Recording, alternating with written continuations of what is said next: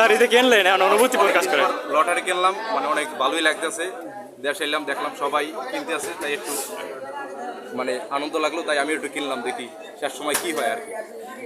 কোনো অনুভূতি আছে লটারি বাজতেই যায়, তাইলে মোটরসাইকেলও পাইতে পারি আর নাও পাইতে পারি। মোটরসাইকেল পাইলে কি করবেন এই কেন পাইয়ের না পাই ওটা বড় বিষয় না, কিন্তু লটারি কিনছে এইটাই বড় বিষয়। হিরণ মামার অনুভূতি কি? আমার অনুভূতি হচ্ছে নিরীহ মানুষের টাকাগুলো নিয়ে যাইতেছে একখান মোটরসাইকেলের লোভ দেখাইয়া আর একটা প্রেসার কুকার আমাদের ভাড়া নিতে দিয়া, মানে পুরা মানুষের লটারিওয়ালারা সমস্ত টাকাগুলো নিয়ে যাইতেছে। এবং যে চা খাইবে 2 দিন পরে চা খাওয়ার টাকা এদের থাকবে না। এককালে লটারি কিনে রাবার দিয়ে পেঁচাই রাখতেছে।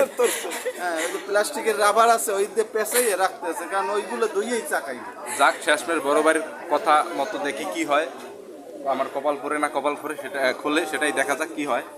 হিরণ মামার লাগে আমি এককালে সম্পূর্ণ একমত। আপনারা কারা কারা একমত জানাই। আমি একমত, কিন্তু তার কথাগুলো ঠিক আছে, কিন্তু আমার মনে একটা আনন্দই এই টিকিটটা কিনলাম আর কি।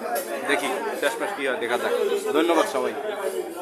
দেখতে পাচ্ছেন এখনো পর্যাপ্ত পরিমাণে ভিড়।